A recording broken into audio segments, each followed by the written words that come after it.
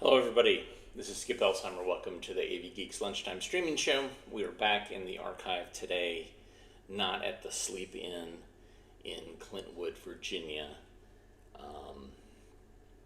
So I'm happy to be back. We drove all day yesterday. It's 5 hours. Happy to be back. Anyways, so today we got a bunch of films that were scanned while I was away.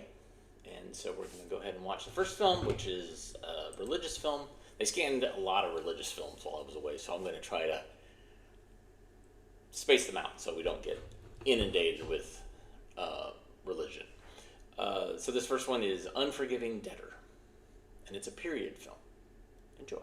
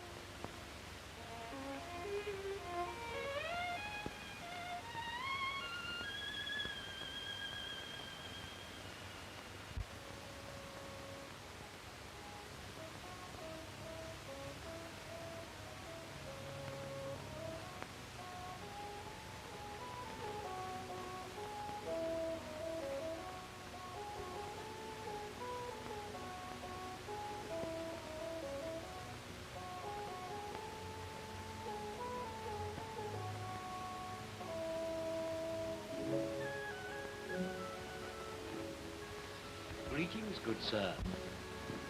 For the quality of my baskets can I vouch, since my daughter herself has woven them. What price do you ask for this one, old man? For that, I do but ask 1 shekel. No quality, however good, could warrant so extreme a price. Have courage, Father. It is not for myself I grieve, but for you, that you should know poverty.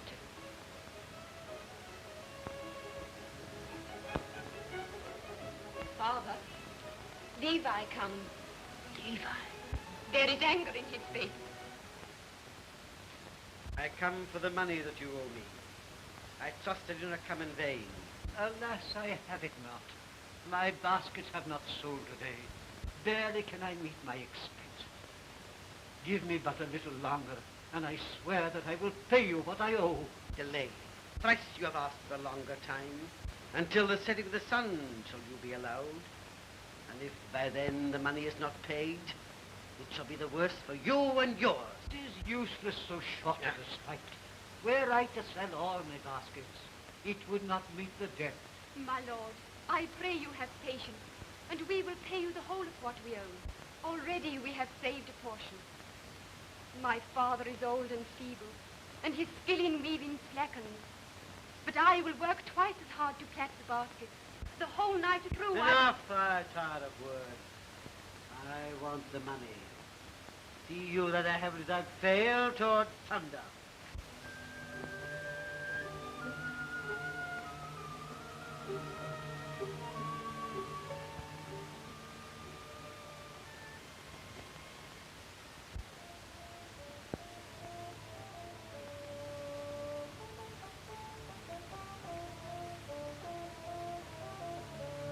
Are we expecting guests that you adorn yourself with jewels, my wife?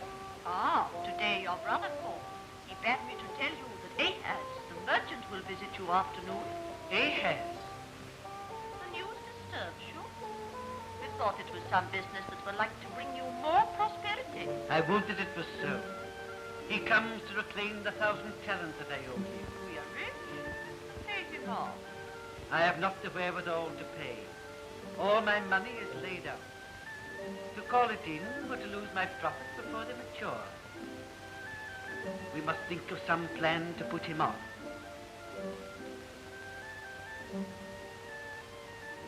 Shall I tell him you were called away? Truth but postpone the evil. We must find a surer way. Stay. I have it. come with me to the house.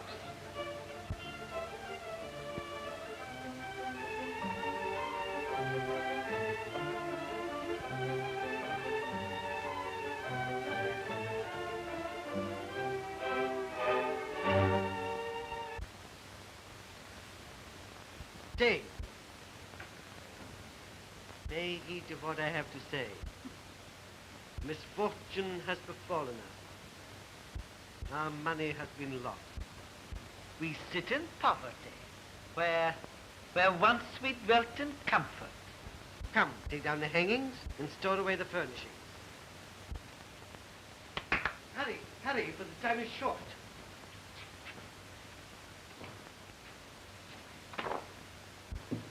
Close the shutter and then get thee gone.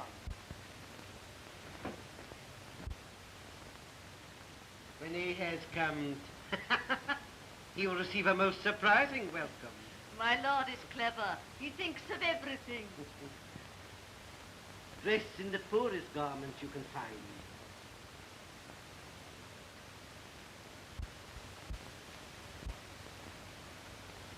Surely no one can fail to be moved by a spectacle so sad as this. No, anyone would pity us now. He comes.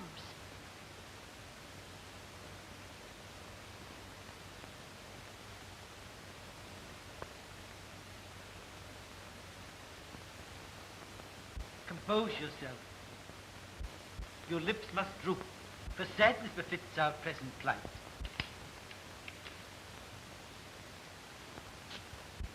Welcome, O great and noble Ahaz, to our humble dwelling.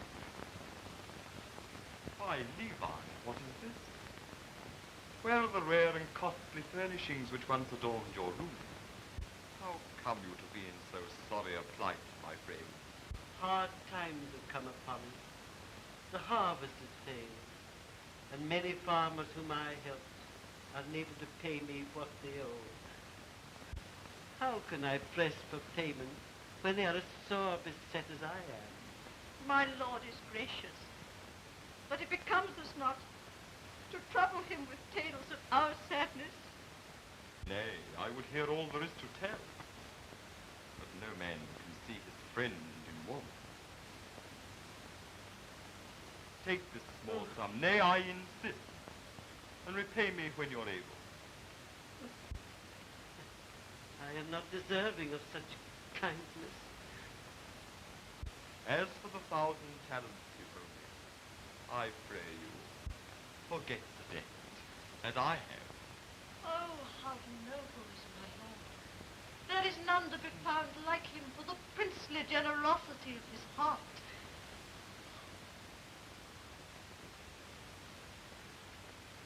Farewell, and may prosperity soon shine again upon this house.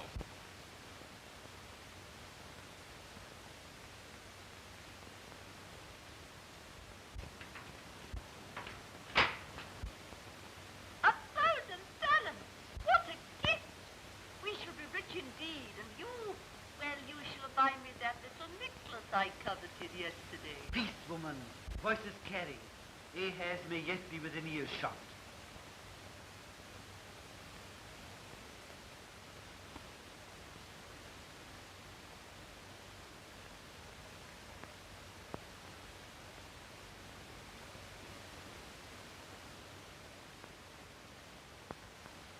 Truly, my husband, no shrewder head than yours. But so small a gift when so much wealth is his. How mean the rich can be in giving.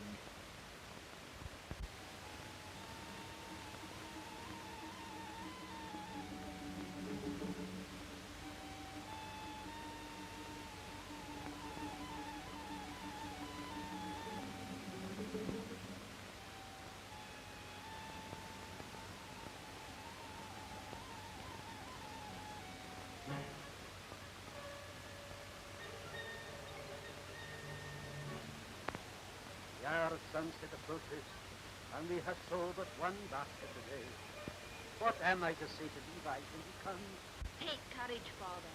We can but tell him the truth, and he must give us time. I'm here, as I said, in the setting of the sun. Where is the money you owe me? I have enough. The time was short. Miserable wretch. For this is a supper. To prison shall you go, for I will wait no longer. Have pity, for he is old and feeble. And what shall I do with no one to protect me? Your father should have thought of that before, ere he neglected his just debt. Just debts. May God himself strike you for those false words.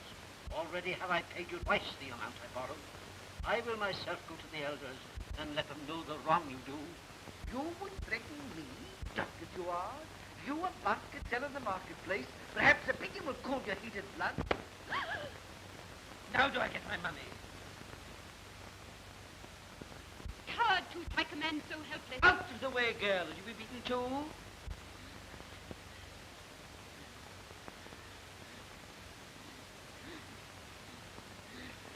Oh, most noble merchant, protect my father, for he is old and feeble and cannot stand a beating. Go to the help of the old man.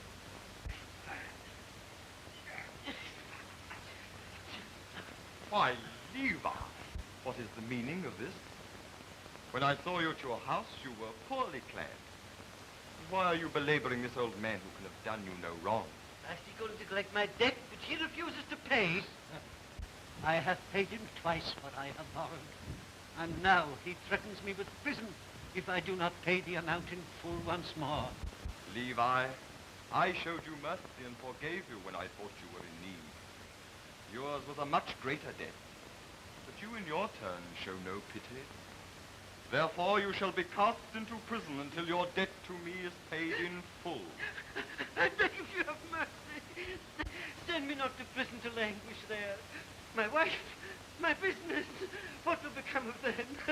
Be merciful, I pray. You should have thought of that before you threatened this old man. Mercy is not for men like you who know not the meaning of the word. You shall have justice instead. Mercy!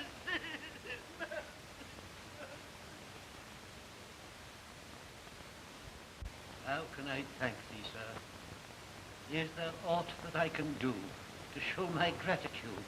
Lord, save this. Forgive thy brother man in every way. So shall the joy of forgiveness from God above be ever in thy heart.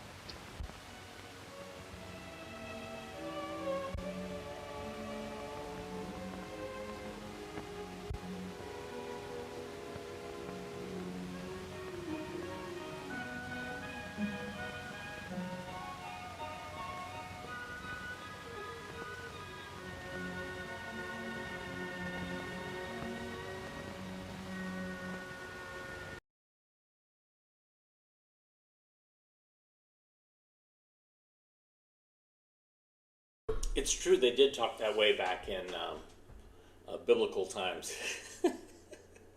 Yeah, it's like combining, excuse me, the worst British drama and elocution and biblical stories. Yeah, I get it. But we have to watch it, right? It's part of our collection. We have to put eyeballs on it. So I'm sorry, but I'm not sorry. We're just going to watch it. So I get it. Not everything we watch is great. I think this is about high school marching bands. Were you in a high school marching band? I was not, but all my friends were. So I tried to show it on the scanner, but it just crapped out. A band, on this scanner behind me. A band is. Enjoy. A band is a parade.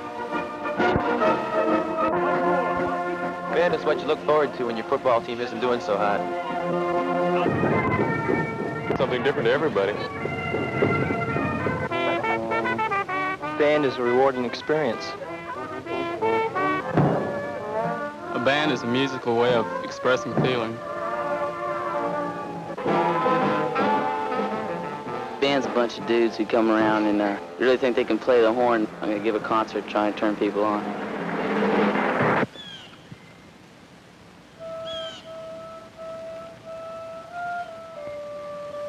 Our band is like a family that revolves around music.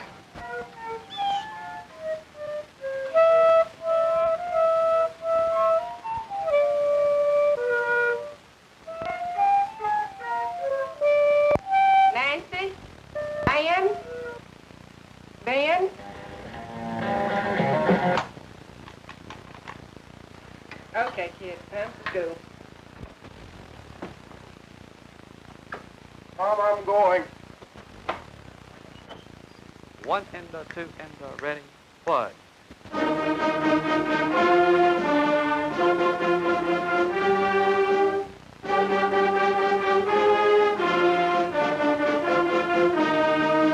Okay, I think that you all are understanding this pretty well. A band is a fun way to learn music. You can see right away that this will double the time values. A quarter note's now going to get 2. How about a dotted quarter? Who could tell me how many beats a dotted quarter would get? 3 beats. Very good. Well, if you're playing a march or something that's supposed to go fast, then of course you'll think of it in 2. 1, 2, ready? A band is my favorite 6th grade class.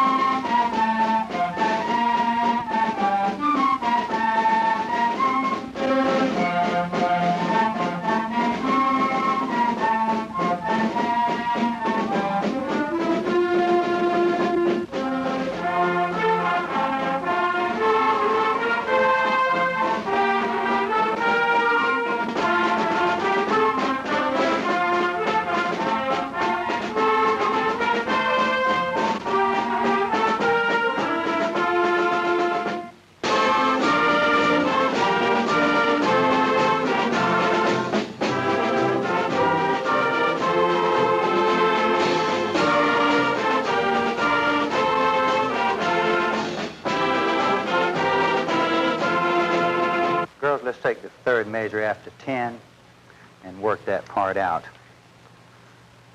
1.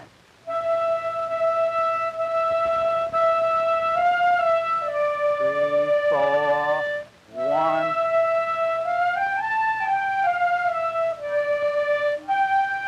Now let's take that first note F sharp and match it. Play your F sharp, Nancy, and you add yours one at a time.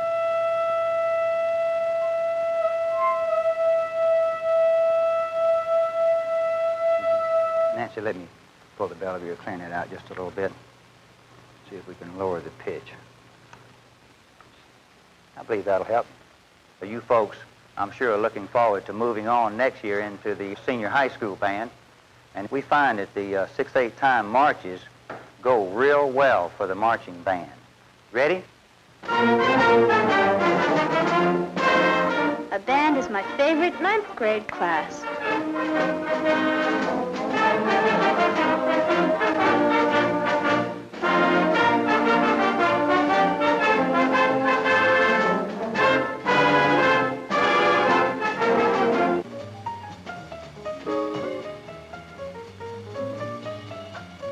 A band is a group of people who know they can play the instruments and they get together and make different kind of music and sounds.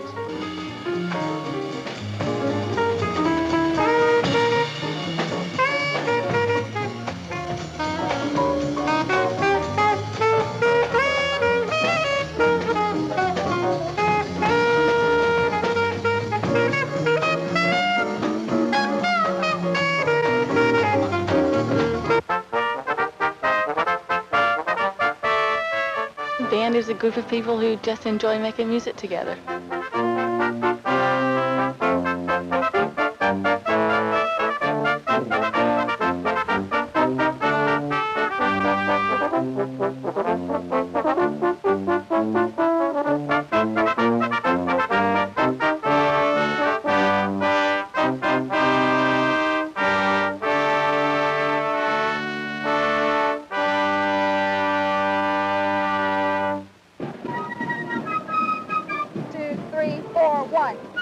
Okay.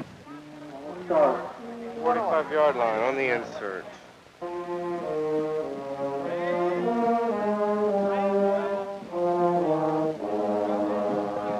G5 is on the 25-yard line. It's a step 2 from the center. A good band is a group of people that love music and like to march.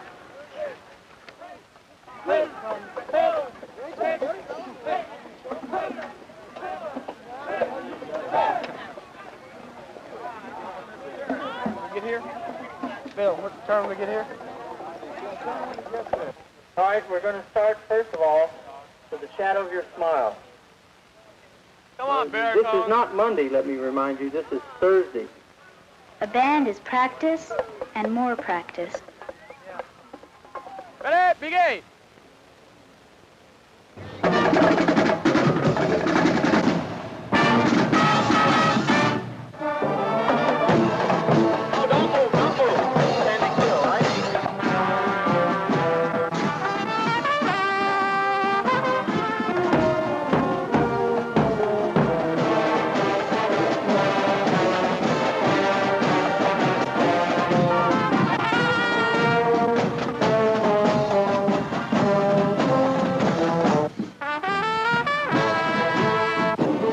Keep the line as you go. Now keep it as you come down, trumpet.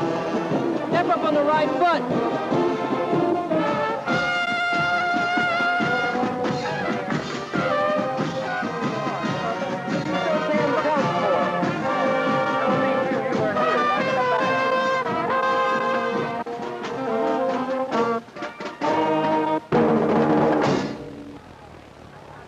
A band is dressing up smart and looking neat.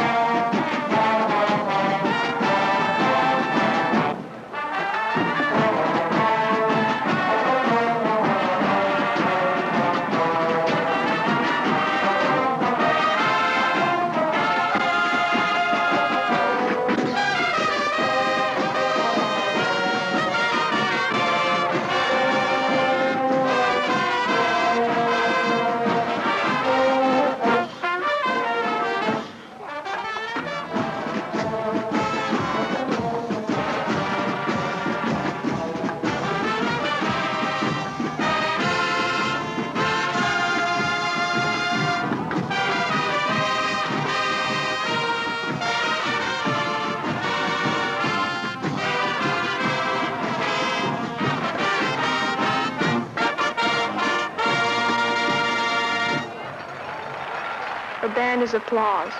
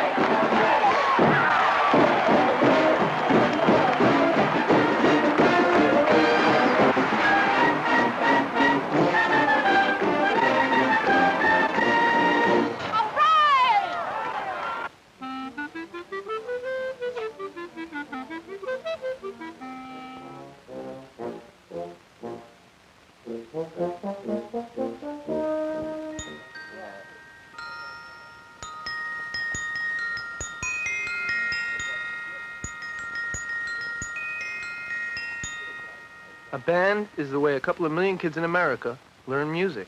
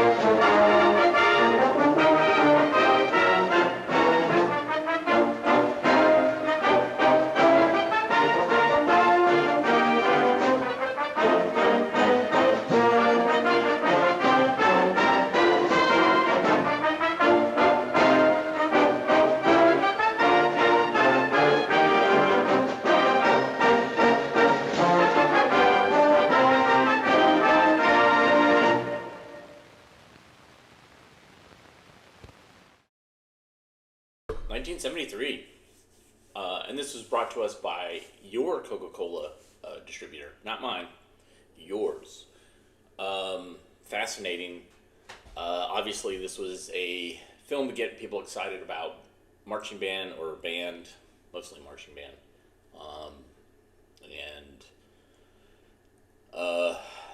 You know, chances are Coca-Cola distributors were helping sponsor bands, and so this was kind of an ad / promotion. Very similar, feels very similar to Pride on Parade, which is one of my favorite films, which is a high school marching band film about Oscar Mayer packaging. And so there's some similarities there. And I'm wondering if if a band actually influenced the filmmakers who made Pride on Parade, which was made in 1980, 7 years later. I don't know, maybe. All right, let's learn about the sewing machine. Man, this is the one thing that I wish that I had learned back in the day, is how to sew with a sewing machine. I still might be able to do it, but I would need like special readers to be able to see the thread and all that stuff. Anyways, here we go. Enjoy.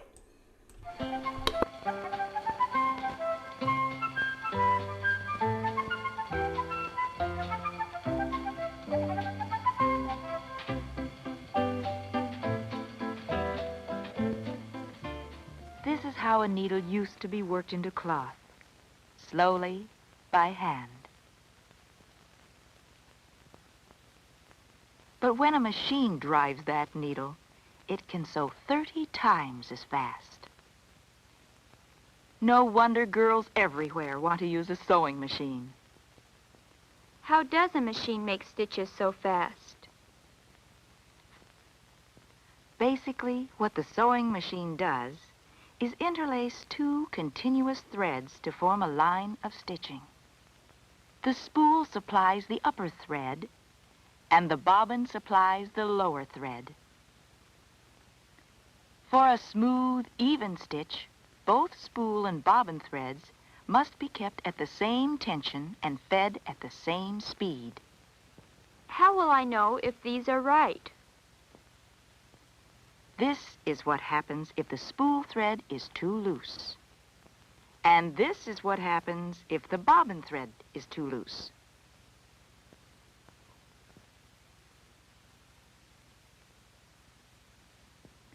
This is the basic design of all sewing machines.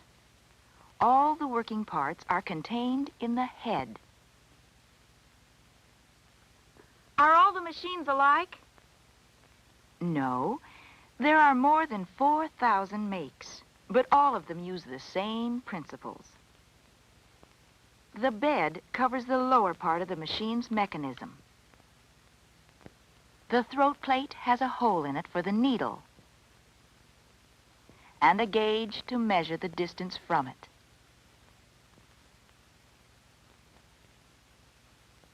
The bed slide covers the bobbin case and the bobbin. Feed dogs are teeth that grip the cloth against the presser foot and move it along at each stitch.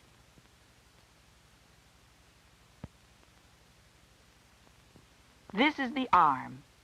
It contains the parts which control the needle as the upper part of the stitch is formed. The stop-motion screw disengages the needle mechanism and keeps the needle from going up and down needlessly when filling the bobbin. Before starting to sew again, it has to be tightened. The balance or hand wheel is used to help the machine stop and start smoothly. Some wheels turn toward you and some turn away from you, depending upon the machine. Sewing machines have 3 tensions. They keep the thread even and tight. The lower tension controls the bobbin thread. Another tension holds the thread while it's being spooled on the bobbin.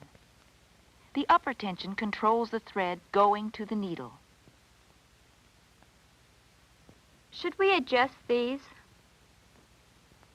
No, they have been preset for you. The thread take-up lever goes up and down with the needle. It pulls the thread from the upper tension and gives just enough thread to the needle for each stitch. It must be all the way up when threading. Why up? Otherwise, it would pull the thread right out of the needle when you start to sew.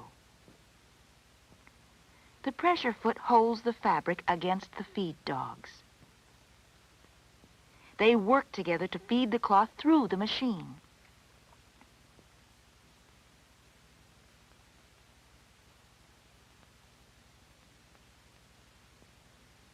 The pressure bar lever raises and lowers the pressure foot.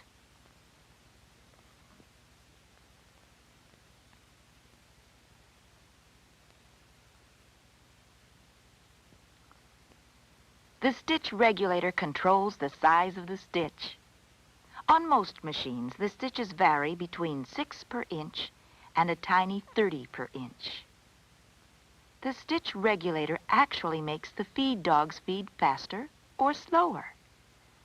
The faster they feed, the fewer times per inch the needle goes in, making the stitches larger. The stitch regulator also makes the machine sew in reverse by making the feed dogs go in reverse. When would you sew in reverse? For darning and also as one way of knotting. On this paper sample, you can see what the various stitch sizes actually look like.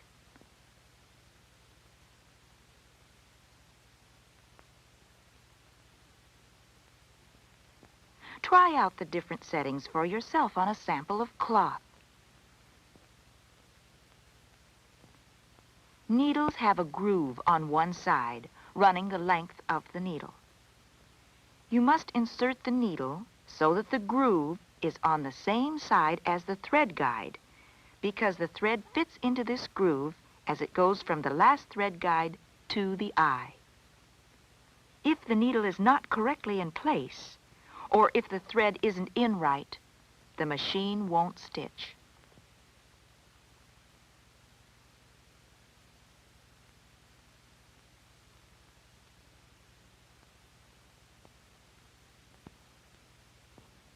All the parts of the sewing machine have been introduced. Can you name them?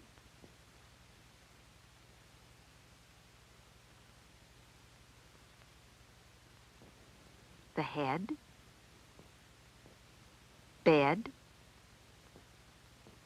arm, stitch control or regulator, balance wheel, stop motion screw, bobbin winder, thread guides, thread take-up, upper tension or needle tension, presser bar lifter behind the arm, needle, presser foot, throat plate, feed dogs, bed slide, bobbin, lower tension or bobbin tension. A sewing machine should give many years of service if handled properly. Return the head to its cabinet carefully and gently. Use the same care when lifting it out.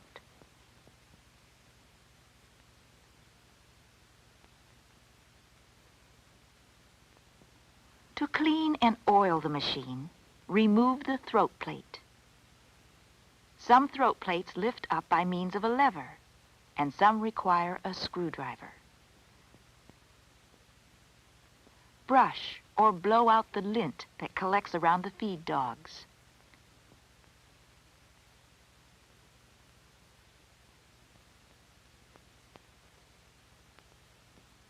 A drop of oil in each of the oil holes will keep your machine running smoothly.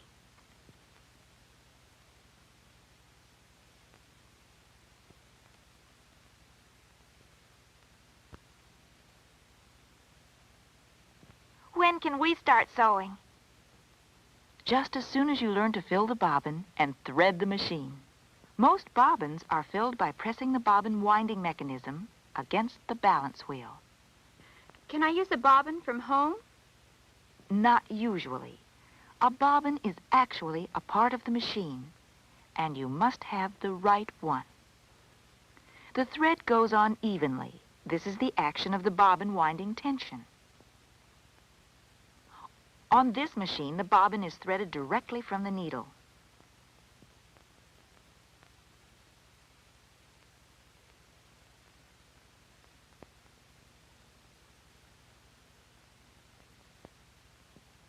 While this machine threads the bobbin on top. How full should the bobbin be? Fill it with as much thread as you need. It will automatically stop when it's full enough. Where do you put the filled bobbin?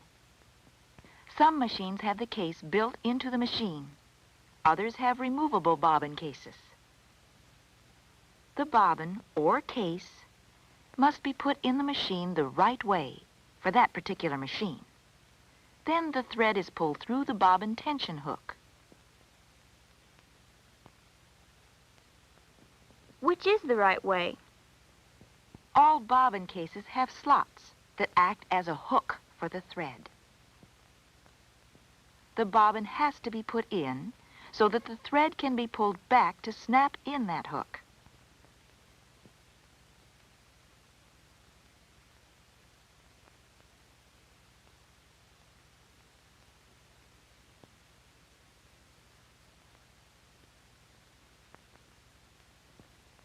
The balance or hand wheel is used to send the needle thread down after the bobbin thread.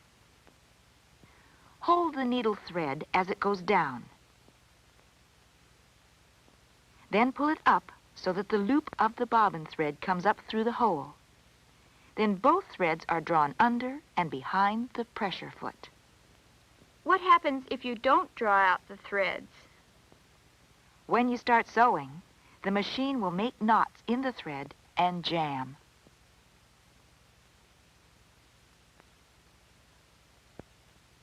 How do you thread the top part of the machine?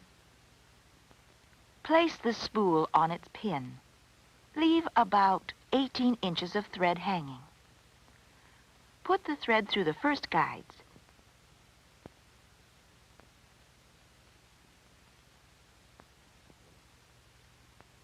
Then between the correct plates of the needle tension. What's that little wire? That's a tension spring. The thread must be under it. Then through the take-up lever and down through the guides to the needle.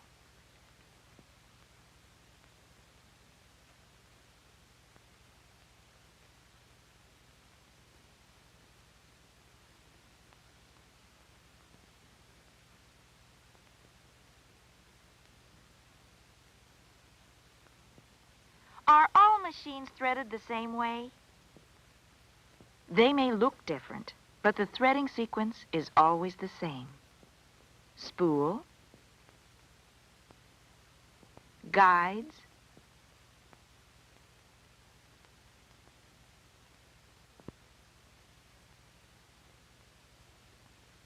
tension plates,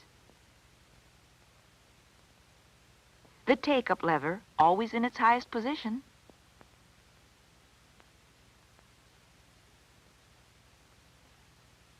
other guides,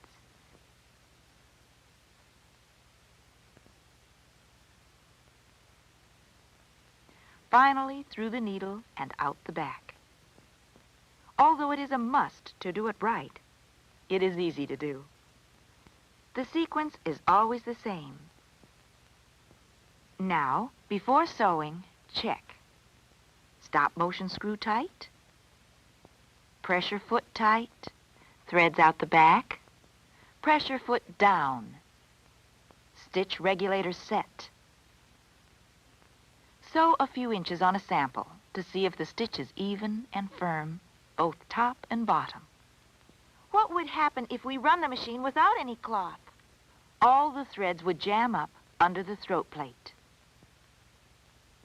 Cut the thread with scissors or like this.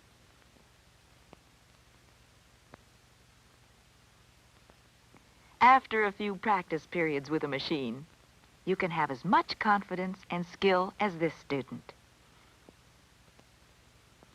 She is making the neck facing for her own dress.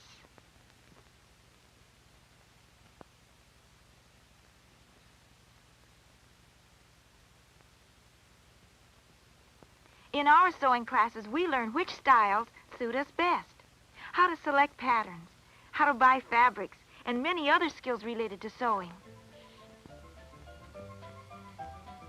Learning how to sew skillfully will give you much pleasure. Besides making beautiful clothes, you can add your own touch of genius to your home.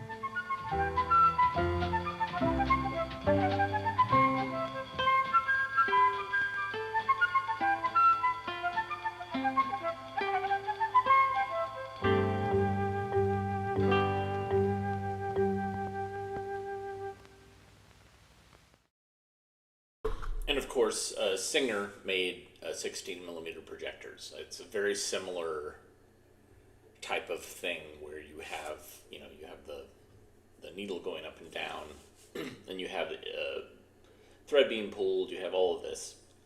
You have a tooth that's kind of moving things. So very similar. Singer made the Graflex and the Telex projectors, which they're interesting. I have a couple. I don't absolutely use them a lot because they are so weird, but yeah, they worked. All right, last film. This one's we're gonna run a little long, but this is Behavior Theory in Practice. There's gonna be a lot of animals. I don't think I don't think any animals are going to be cut open, but there's a lot of behavioral stuff of like giving treats and teaching and shaping and stuff like that. I don't think there's any electrodes in brains. I hope not. I kind of quickly went through it, and it looked like pigeons pecking it on levers. So here we go. Enjoy.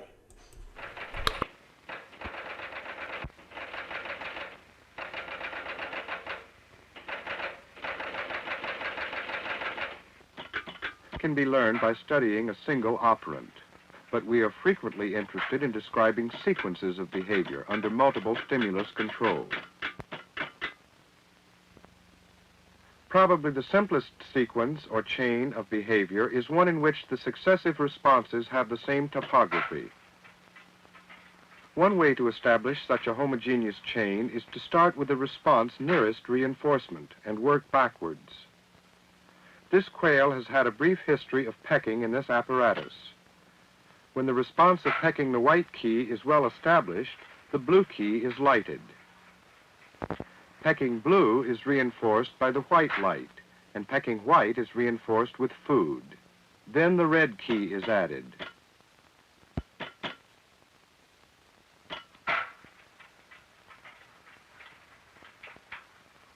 And finally, the green. Each SD light functions as a conditioned reinforcer for the preceding response in the chain. This quail is believed to be the first bird recorded in history. It is the quail of the Bible and is pictured on Egyptian reliefs. In this homogeneous, the reinforcer at the end of the chain is a token, which can be traded in for candy or a toy at the end of the experimental session. So although the chain we are measuring is the sequence of responses on telegraph keys, the reinforcer that maintains the behavior comes much later and follows a different set of responses, including gathering up the tokens and bringing them over to the table. It is relatively easy to equate the responses within homogeneous chains, and that is the main reason for studying them in the laboratory. But most sequences of behavior outside the laboratory include a variety of responses. They comprise heterogeneous chains of behavior. This pigeon is really performing a heterogeneous chain. As we have seen, such a chain starts with magazine training, when the light and the sound of the feeder become SDs for the bird to approach the food magazine and eat. We then use the stimuli connected with the feeder to condition the pecking response. We can say that the feeder stimuli are conditioned reinforcers for pecking because they shape pecking. And we can say they are SDs for head lowering because the bird does not lower his head until they are presented. We can add another response to this kind of a heterogeneous chain, using the SD for pecking as a conditioned reinforcer to shape the new response. The red disc will be the SD for pecking, and we will use it to shape the response of turning a circle. A black disc in the window will be the SD for turning. We will shape the turning response, reinforcing successive approximations of a full turn.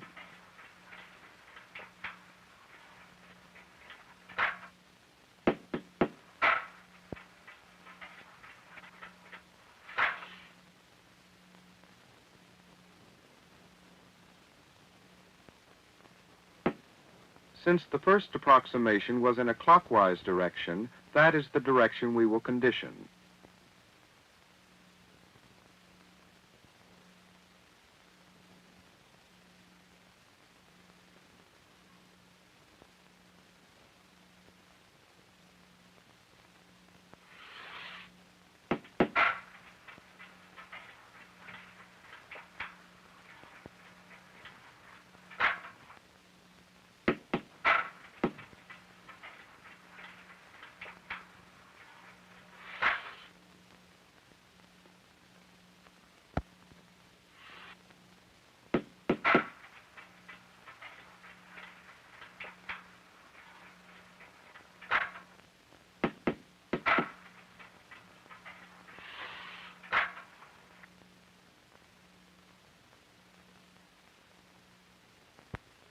His head is turned farther than before, but his feet haven't moved.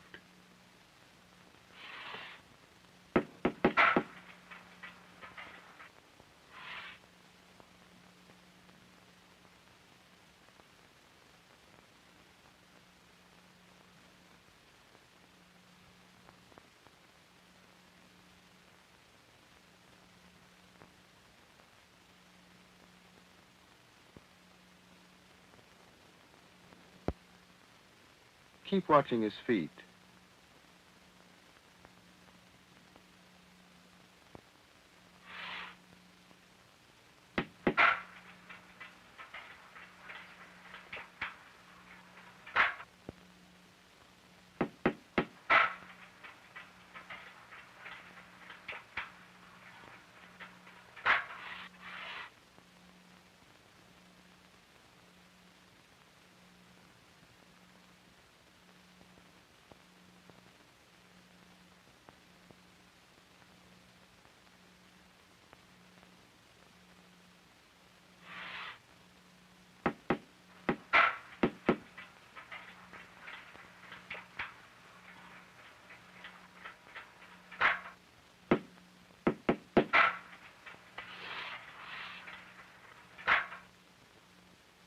Last time, his head turned more than halfway.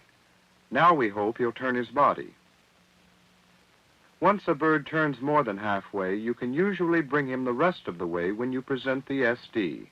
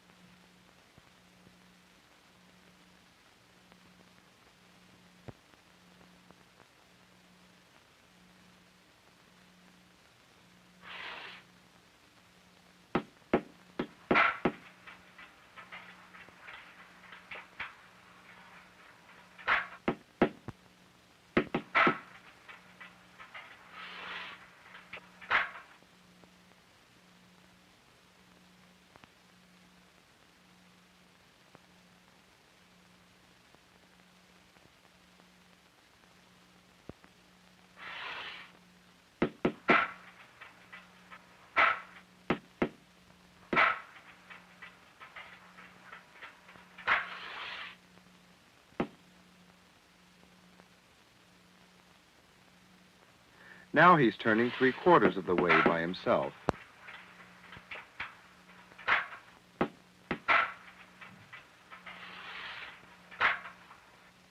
Now he makes most of the turn before the SD is presented.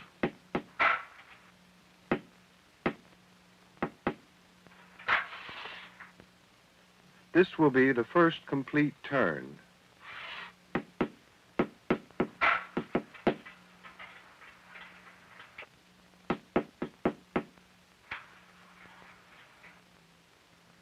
This pigeon is working under a 3-component heterogeneous chain.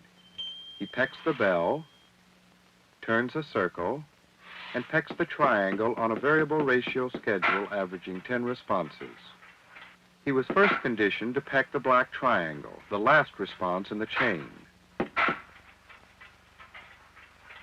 Then turning was shaped by using the triangle as a condition reinforcer, so turning was added to the front of the chain.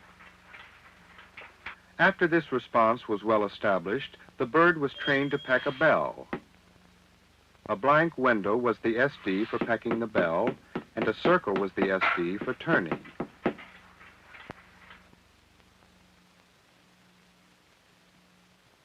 Then a 4th response was added. The bird was trained to climb on a perch to reach the bell.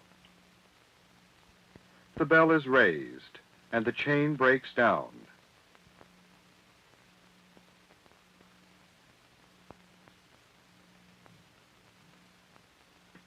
Since the bird does not peck it, the response of reaching in the direction of the bell is reinforced. Raising the bell even this small amount has generalized effects. The clockwise turn is completely disrupted. Eventually, he turns in the correct direction and receives the SD for pecking. The components of a chain closest to reinforcement are the most stable. Pecking the triangle is not affected. After going through the chain 6 times with the bell in this position, the performance is fairly stable, and the bell is moved to the end of the box where the perch will be placed. The pecking response is disrupted, and so is turning.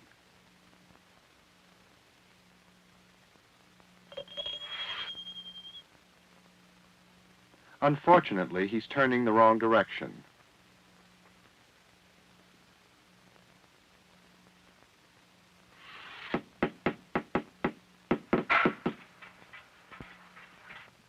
For the next approximation, the perch was placed in the box under the bell, and again the bird's behavior was disrupted. In 5 minutes, there were no approximations of pecking the bell, so it was lowered to the height you see here. After another 1.5 minutes, he makes a pecking motion in the direction of the bell, and this response is reinforced with the SD for turning. He pecks this pattern, and the first turn is in the wrong direction.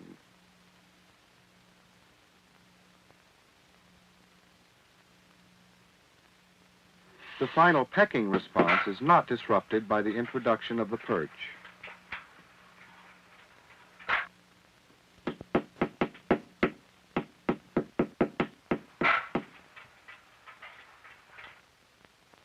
During the next 5 minutes, pecking the bell was reestablished.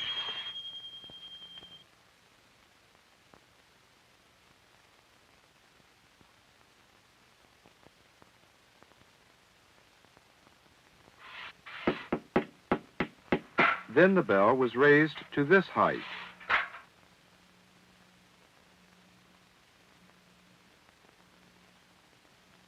Here is the next major approximation. Again, turning is disrupted, and the criterion of a full clockwise turn is relaxed in favor of presenting the primary as possible. The next 3 times, the bird placed his foot on the perch. This is the next approximation.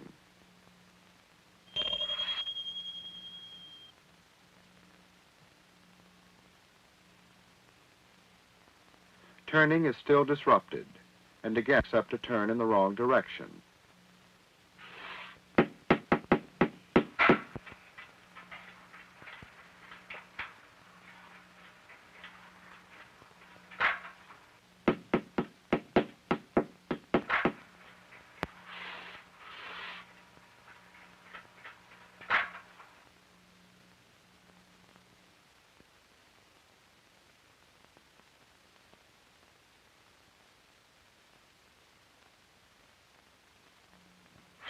But climbing the perch is now established in the chain.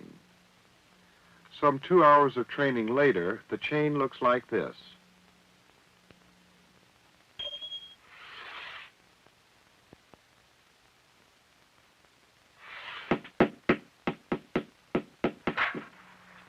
Probably most operant chains are established with a discriminative stimulus for each successive response.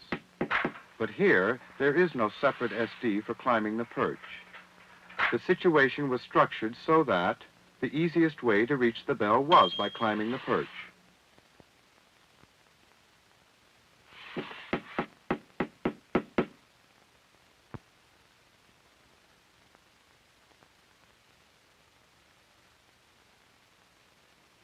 In other cases, SDs that are present when a chain is learned may be gradually dropped out. When this dog obedience exercise is performed in competition, the handler may give only 4 commands: stay, get it, out, and heel. Get it?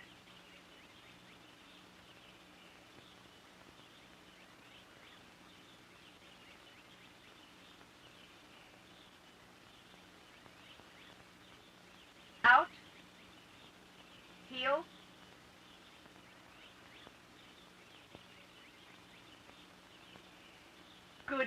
Good boy, Nick, good boy.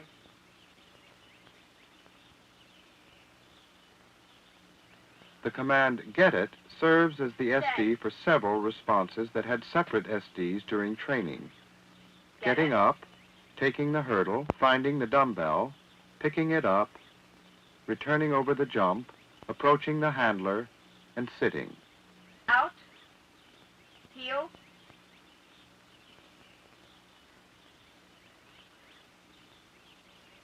That's a good boy, good boy. When the chain was learned, there was an SD for each response. In the final performance, the completion of one response seems to serve as the SD for the next response in the chain. In this exercise, the chain contains alternative responses. The dog is sent out between two jumps. The next SD depends on the judge, who waits until the dog is seated before telling the handler which jump he wants the dog to take. Nick, The handler then says over, pointing to the jump designated by the judge. The dog takes the jump and, with no further commands, approaches the handler and sits in front of her. The SD and the response of heel follow. Good boy, Nick, good A boy. paradigm for this chain might look like this. Of course, the handler's behavior is also a chain, controlled partly by SDs from a judge. She gives no command to her dog until the judge gives her the appropriate SD.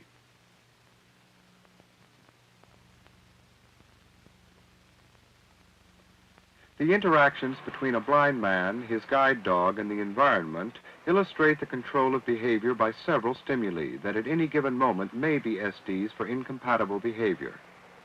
As they approach the corner, the verbal behavior of the man is an SD for the dog to go forward. But the curb is the dog to stop and sit. The dog's stopping is an SD for the man to feel about with his foot. And when he finds the curb, he again tells the dog to go forward. Now the dog obeys the command and moves out. And now the man walks ahead, responding to tactual SDs from the dog in harness. The training of a seeing eye dog includes punishment as well as reinforcement. But the punishment always comes from things in the environment that the dog must learn to avoid, not from the trainer. Forward. Here, the trainer walks the car and hits it, making as much noise as possible. This is an aversive stimulus for the dog, and on future occasions, the dog avoids coming that close to a car. Here, she blocks the trainer and doesn't let him move from the curb. Now, when the traffic stops, she moves right out. Traffic training is relatively easy because the dog has a reliable instinct for self-preservation. But how would you train a dog to avoid something like an awning that isn't an obstacle to the dog itself? How would you make a conditioned aversive stimulus out of something that wasn't even a stimulus?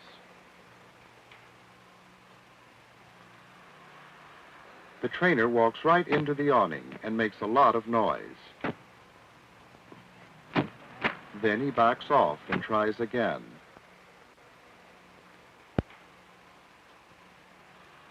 That's a good dog. Follow it. In just one trial, the dog avoids the awning and leads her trainer wide around it.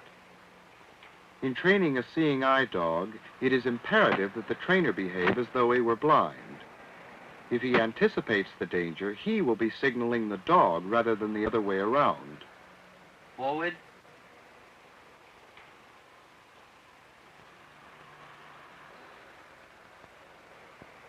Good dog, good dog, good girl. Here the dog will be trained to avoid pitfalls such as a hole in the street. The trainer walks right into the hole and stumbles, creating confusion to make the hole an aversive stimulus. Follow it. On the next trial, she forces him away from the hole and is praised for this avoidance behavior. That's a good dog. Good dog.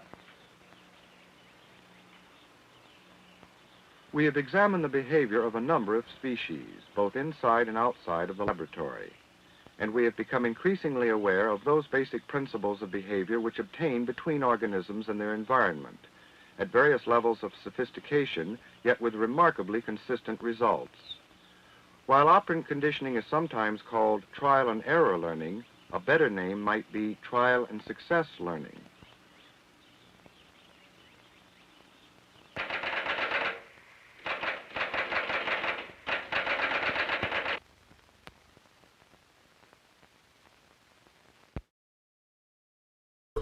All right.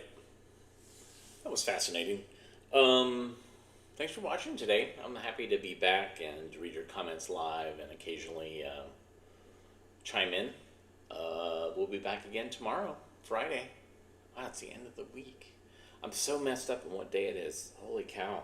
But appreciate you guys, and we will see you soon. Take care.